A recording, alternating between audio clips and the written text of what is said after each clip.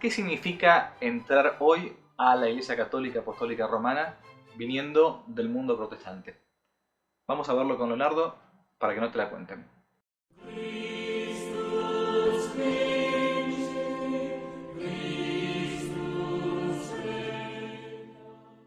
Queridos amigos de Que no te la cuenten, soy el padre Javier Olivera Rabasi y nos encontramos hoy con Leonardo, de quien hace poquito escribimos un pequeño testimonio, un pequeño post, un artículo en nuestro sitio acerca de su regreso a la Iglesia Católica Apostólica Romana. Leonardo, muy buenos días, gracias por estar con nosotros. Muy buenos días, padre, gracias por la invitación. Bien, yo quería hablar con Leonardo brevemente para que nos contara un poco cómo fue esto de acercarse desde una secta protestante, habiendo sido profesor, habiendo sido predicador protestante, después de mucho tiempo a la Iglesia de Cristo. ¿Cómo fue ese itinerario, Leonardo? ¿Cómo fue esa historia? ¿Qué nos puedes contar resumidamente para que no te la cuenten sobre tu regreso a casa? Bueno, comienzo por lo primero, o sea, vengo de una familia católica no practicante, fui bautizado de bebé, pero de doctrina, de enseñanza católica, cero. Nunca me transmitieron absolutamente nada, por lo cual a la edad de 21 años, los primeros que me predican el Evangelio, por primera vez en mi vida, que escucho algo que se parecía al Evangelio y llevaba el nombre de Evangelio, de parte de los protestantes, después de algunos meses de liberarme entre abandonar o no abandonar mis pecados, me convierto al protestantismo en una iglesia de los hermanos libres, son evangélicos, y comienzo a estudiar profundamente las escrituras al punto tal de que a los 2 o 3 años me empiezan a dar la oportunidad de comenzar con el ministerio de la enseñanza, y así por los siguientes 17, 18 años inicié un camino como predicador con un ministerio cada vez creciente. Vivía en la provincia de San Luis y me vine a la provincia de Buenos Aires a los 9 años de ser un converso al protestantismo. Me vine con el objetivo de estudiar en un seminario bíblico.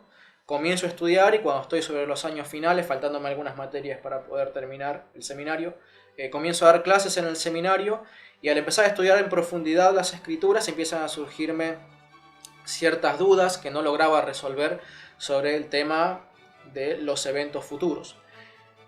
También surgió algunas dudas ahí por un conflicto interno entre los hermanos libres, entre la necesidad o no de arrepentirse para ser salvo, lo cual al estudiar eso descubro a los bautistas que tenían una posición más firme respecto de la necesidad del arrepentimiento de las personas para ser salvas, ¿sí? Eso generaba un conflicto con mucho ruido dentro de las iglesias de los hermanos libres, y luego de estudiarlo durante unos cuantos años decido hacerme bautista, lo cual me implicaba renunciar a ser profesor en el seminario bíblico donde yo estaba dando clases. Me convierto en un evangélico bautista y allí empiezo a estudiar en el seminario interno de un seminario que sigue un plan que se llama CCBP, que es Centro de Capacitación Bíblica para Pastores. Tenía aspiraciones pastorales en su momento. Y a los 2 o 3 años también empiezo a dar clases en ese seminario. Al año siguiente me empiezan a invitar también para dar clases en otro seminario de otra iglesia de una zona de Buenos Aires. Y yo muy contento con cómo iba progresando aquello que a mí me encantaba, que era transmitir a los demás las enseñanzas del Señor Jesucristo. Me encuentro en un momento dado con que se me hacen como muy pesadas estas dudas sobre los eventos futuros, y me decido a resolverlas, por lo cual me compro varios libros y me dije, bueno, vamos a estudiar este tema hasta las últimas consecuencias, aun cuando me obligue ni siquiera a salirme de los bautistas, siempre pensando que yo me iba a quedar dentro de los evangélicos. Bueno, empiezo a estudiar y me doy cuenta de lo que es la doctrina de los reformadores, que es una doctrina milenarista, diferente de la doctrina de los evangélicos que yo profesaba. Eso me introduce en el mundo de la teología reformada como un todo, y empiezo a darme cuenta de que las cosas que a mí me habían enseñado no eran tan ciertas ni tan firmes, sino que había mucha de suposición, de manipulación, de interpretación subjetiva, y empiezo a descubrir que lo que yo aceptaba como verdad absoluta en realidad era como una especie de una verdad, y que había otras verdades, y se empieza a hacer esta idea en mi cabeza de cómo puede ser que haya múltiples verdades y que cada uno la defienda, y lo más asombroso es que cada uno logre convencer a su grupito de religiosos de que esa es la verdad y que los otros no son la verdad. Y eso me hace llevarme a tratar de profundizar un poco más en el tema, al punto tal de que me obligó a dejar de dar clases. Hablábamos fuera de cámara de que el pastor de la iglesia me empieza a preguntar qué pasaba con mi enseñanza y esta nueva teología que yo estaba adquiriendo. Y le dije que bueno, que los cambios eran lo suficientemente profundos y grandes como para que quisiera poner una pausa en el ministerio de la enseñanza hasta poder yo tener la tranquilidad de saber qué creer, porque realmente el cambio era muy grande, de hermenéutica, doctrinas de la iglesia, eventos futuros, qué es la iglesia, qué es Israel, los pactos, las promesas, un montón de cambios en un montón de áreas. O sea, había una búsqueda de la verdad, pero por lo general cuando uno está buscando la verdad siempre hay como un momento que hace como un clic, ¿no? Algo que, a un impacto subjetivo. Kierkegaard, un gran filósofo danés, por cierto protestante, hablaba de esto de la subjetividad, no entendida como relativismo, no, sino que la vida cristiana es una vida tremendamente subjetiva, es el sujeto el que se salva. Y en esa vida nuestra, del sujeto, del particular, del singular, hay algo que siempre nos hace cambiar. ¿Cuál fue el clic que a vos te dijo, bueno, la verdad que por acá no va la cosa? Bueno, en mis estudios hubo una época en la que empecé a escuchar debates entre protestantes evangélicos y protestantes reformados. Particularmente porque mi hija mayor entraba en edad escolar y necesitaba determinar a qué colegio enviarlo, y teníamos un colegio luterano cerca de casa. Y como los luteranos estaban entre las posibilidades como futura iglesia, yo quería salirme de los bautistas y estaba estudiando a los luteranos, estaba estudiando a los presbiterianos, no mucho más de eso, si bien estaba estudiando todas las confesiones, pero me movía entre esas dos. Entonces empiezo a descubrir y a preguntarme, ¿tengo que bautizar o no tengo que bautizar a mi hija? Porque si bien no me van a obligar a creer en el bautismo de los infantes, si yo quisiera poder enseñar entre los luteranos o entre los presbiterianos, voy a tener que aceptar eso como un dogma. ¿Sí? Y encontré que estudiando las confesiones y viendo cómo cada uno defendía bautizar o no a los niños, que los reformados citaban a los padres de la iglesia como defensores ardientes del bautismo de los niños. Yo sabía que los padres de la iglesia, algunos habían bautizado a niños, pero creía que era eso, algunos, una excepción. Y los luteranos y los presbiterianos enseñaban que no, que era la regla indiscutible de la iglesia. Entonces eso me llamó la atención porque yo había estudiado a los padres de la iglesia bajo libros de historia de la iglesia, historia del pensamiento cristiano, libros bien de la óptica protestante, reformada. Pero esto me hizo darme cuenta como que había otra cara de la moneda de los padres de la iglesia que yo desconocía, algo que los libros que yo había leído no me habían dicho. Empecé a descubrir tristemente que en los libros protestantes hay una parte de lo que enseñaron los padres de la iglesia, y la parte que no te enseñan, que debe ser cerca del 90% de la enseñanza de los padres de la iglesia, es justamente la parte católica que no te quieren contar, porque si vos empezás a estudiar esa parte de la iglesia empezás a dudar de todo lo que te enseñan los protestantes. O sea, enseñaron los padres son estos primeros autores de la iglesia, de los primeros siglos, muchos fueron de estos discípulos de los apóstoles mismos, que fueron transmitiendo lo que se conoce como la tradición de la iglesia. Nosotros tenemos en la iglesia católica dos grandes fuentes de la revelación. Las dos grandes fuentes son las Sagradas Escrituras, ¿no? Y la Sagrada Tradición, con T mayúscula. No son las costumbres, sino aquello que nuestro Señor Jesucristo iba enseñando oralmente y a su vez los discípulos fueron transmitiendo, y murió la tradición con la muerte del último apóstol, que fue San Juan. Los padres de la iglesia son estos autores, los primeros, los discípulos de los apóstoles, llamados padres apostólicos, y después algunos autores más y obispos que fueron defensores de la fe. Se llaman por eso apologetas o apologistas de la fe católica. Entonces los protestantes decís que enseñan a los padres de la iglesia, pero los enseñan parcialmente, como tijereteando los contenidos. Y entonces por medio del bautismo se fue llegando a que también o mejor dicho, por el problema existencial tuyo del bautismo de tus hijos, llegaste a que los padres también bautizaban a los niños. Así fue. Sí. ¿Y cómo continuó después porque seguías predicando una fe protestante? ¿Cómo era esta especie de incoherencia que veías en tu alma de decir, bueno, yo enseño algo, pero creo otra cosa? Bueno, en realidad para ese momento de que yo llegué al dilema del bautismo, ya había cesado en la enseñanza, estaba en una etapa de stand-by, en donde no dedicaba tiempo para estar preparando mensajes y sermones y las clases del Instituto Bíblico, sino todo el tiempo para tratar de estudiar los padres de la iglesia. Empiezo a descubrir, bueno, que no solamente bautizaban de niños, sino que bautizaban para regenerar. O sea, que no es el momento en que vos levantás la mano en el que sos regenerado y salvado y perdonado, sino que es en el momento del bautismo, que el bautismo era para regeneración, que era para perdón pecados, que era para el sello del Espíritu Santo, para morada del Espíritu Santo, un montón de cosas muy ajenas a la teología evangélica, no tanto tal vez a la reformada, pero sí a la evangélica.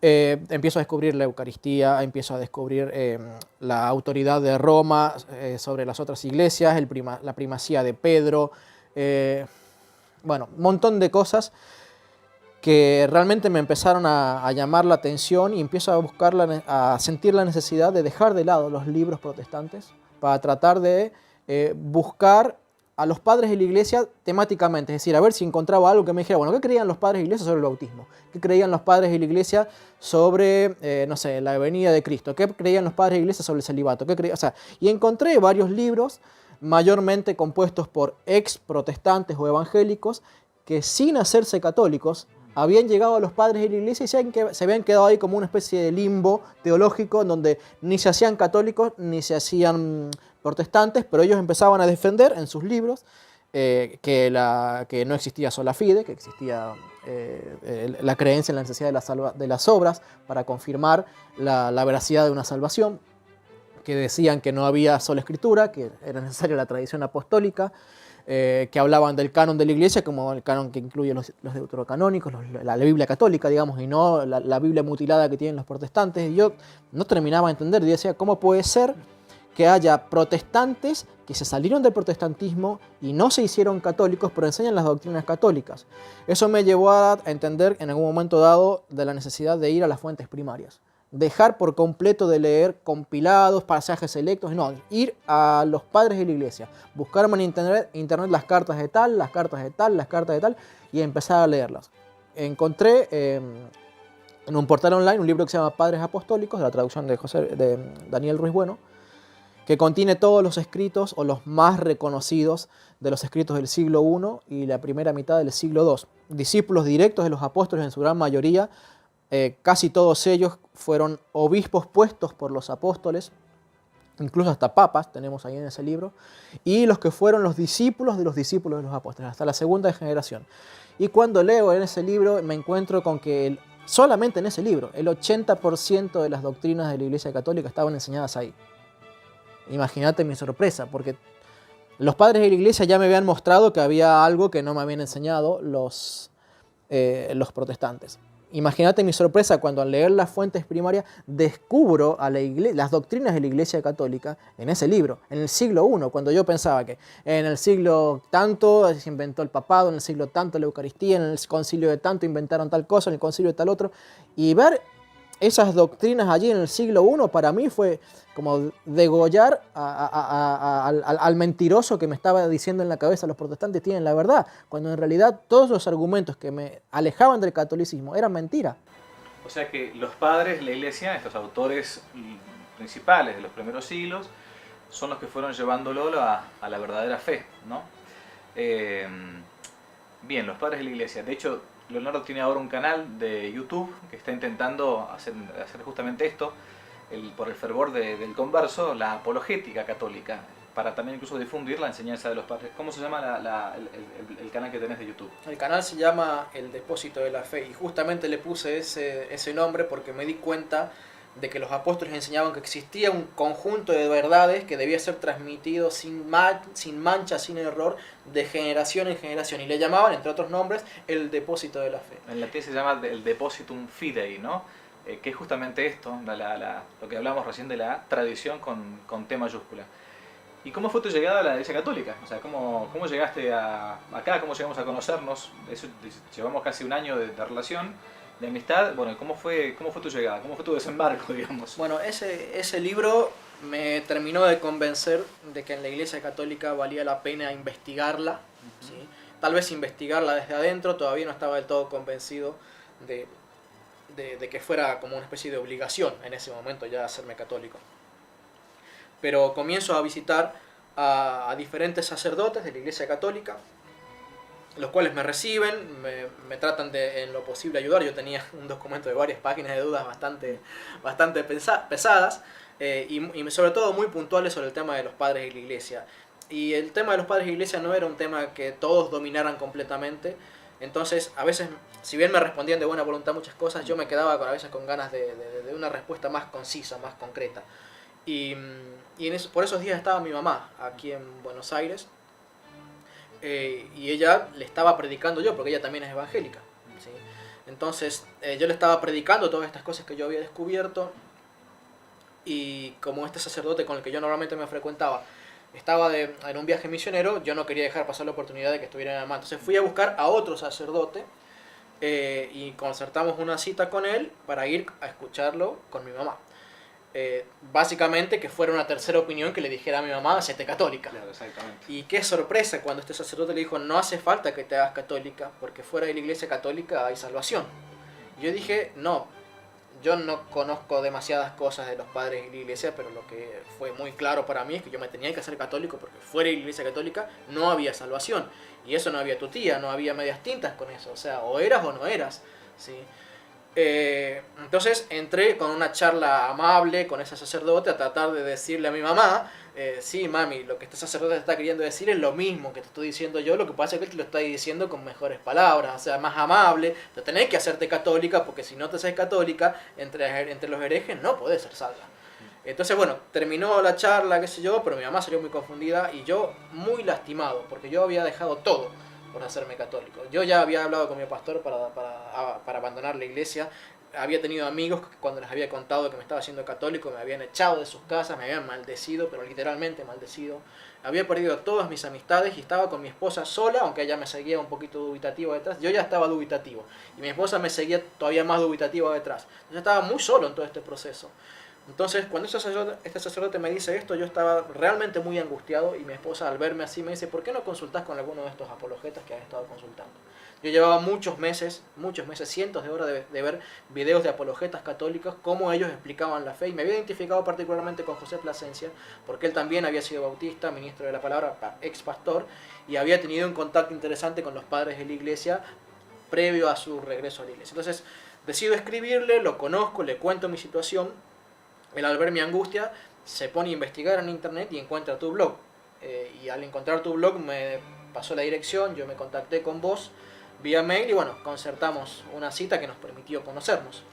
Y así fue que Leonardo llegó, me acuerdo, era un sábado en la mañana, estuvimos algunas horas conversando, estaba un poco como un perro apaleado. Imagínense que después de que un sacerdote le diga enfrente de su mamá que es lo mismo hacerse católico que hacerse protestante, que hacerse budista, es decir, encontró un cura que estaba un poco también desorientado, que no tenía una buena formación quizás, ¿no? Bueno, y finalmente, gracias a Dios, durante todo el año 2019, Leonardo con mucha humildad, él también con su señora, hizo todo el catecumenado, un catecumenado especial, puntualmente personalizado, y finalmente primero bautizamos a los niños, ¿no? Sí. A los dos, y después comenzó, bueno, fue el bautismo de tu señora, porque ella tenía un bautismo que no sabíamos si era realmente válido por una secta protestante, por la fórmula trinitaria. Ustedes saben que para que un bautismo sea válido hace falta que se bautice con la fórmula del Padre, del Hijo y del Espíritu Santo, y haciendo lo que la Iglesia hace siempre que bautiza, o sea, intentando borrar el pecado original, haciendo hijo de Dios, haciendo que un niño, una persona adulta sea heredera del cielo. Bueno, y finalmente se prepararon y terminaron casándose hace poquito, así que casándose por ella católica y recibiendo la Sagrada Comunión. Todo esto fue una gracia muy grande para todos nosotros. Es un testimonio muy hermoso. Bueno, la última pregunta, Leonardo, que yo no puedo dejar de hacerte. Cuando vos estabas ingresando a la Iglesia Católica, estabas llegando y finalmente, bueno, te decidiste decir, bueno, esta es la barca de salvación.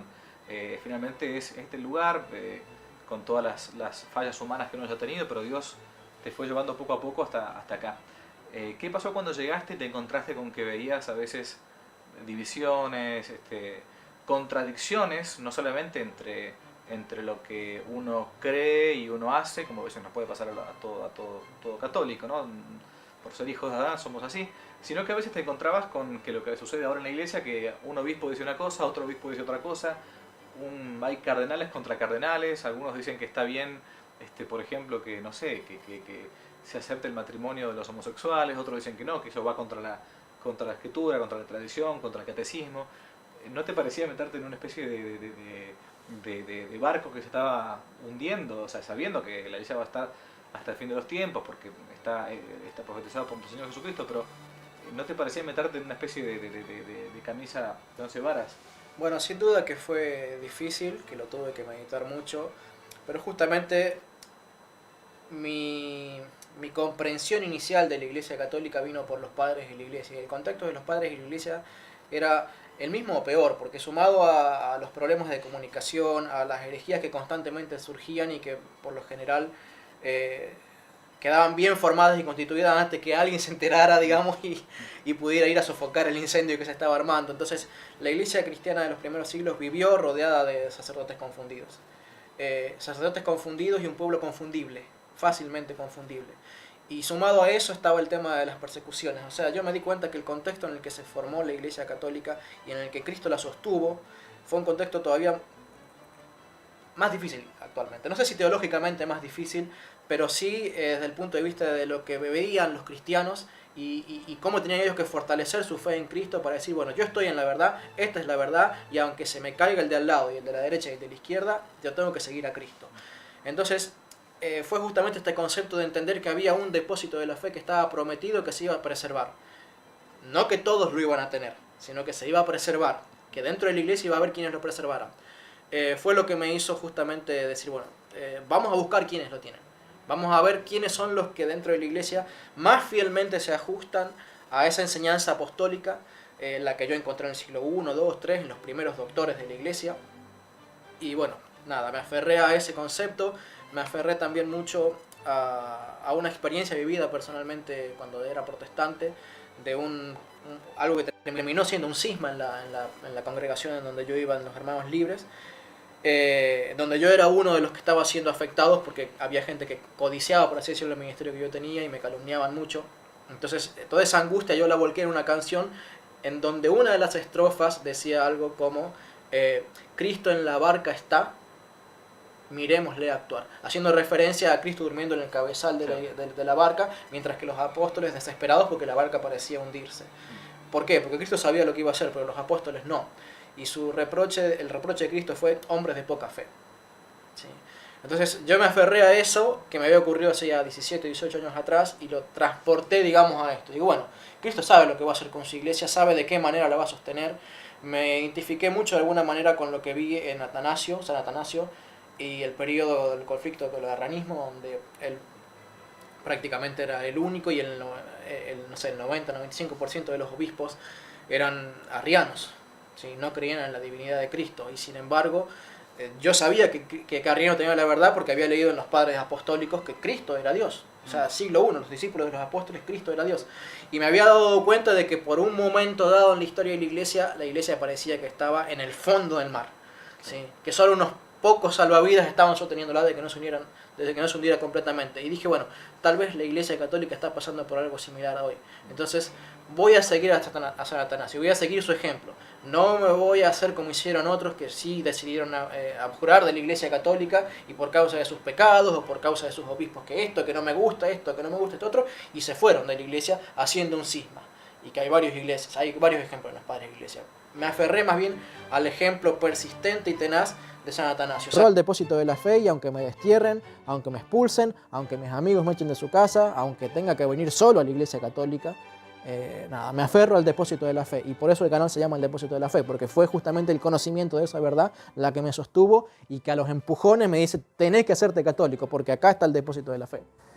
Es interesante cómo la historia de la iglesia misma es, como decía ese gran filósofo que fue Cicerón, es maestra de la vida. O sea, porque uno siempre intenta machacar y machacar en que no te das cuenta en que la historia no es solamente una sucesión de hechos pasados con fechas, con años y con personajes. No. La historia sirve justamente para esto, para en primer lugar conocer la vida de una persona, que es la iglesia, ¿no? Una persona espiritual, si queremos, mística, ¿no? El cuerpo místico de Cristo. Pero por otro lado, para darnos esperanzas, porque realmente si no, uno muchas veces piensa que está todo perdido, y resulta que en la historia de la iglesia tiene muchas cosas todavía para para enseñarnos. Bueno, los padres de la iglesia, estos grandes autores de los primeros siglos, ayudaron a Leonardo a acercarse a la fe, como lo ayudaron también al cardenal Newman o a Scott Hahn o a muchos otros que estaban en el mundo protestante y finalmente se acercaron y llegaron a la única iglesia verdadera, que es la Iglesia Católica Apostólica Romana. Es bueno que este testimonio también lo vea hermanos cristianos que están separados, que pertenecen a otras, digamos, entre comillas, denominaciones cristianas, pero que quizás no conocen totalmente el verdadero depósito de la fe, o se lo han contado de modo parcial, es decir, se la han contado. Así que bueno, agradezco a Leonardo su tiempo, su entrevista. Finalmente, gracias a Dios, se pudo insertar en una pequeña comunidad católica, con la Santa Misa, con los sacramentos, él con su familia entera. Y también ha sido para todos nosotros un gran beneficio, una gracia muy, muy grande. Siempre hay una enorme alegría cuando alguien que está en el error finalmente no solamente encuentra la verdad, sino que después quiere difundirla. Así que bueno, Dios los bendiga mucho, Dios bendiga a la familia de Leonardo, que no te la cuente.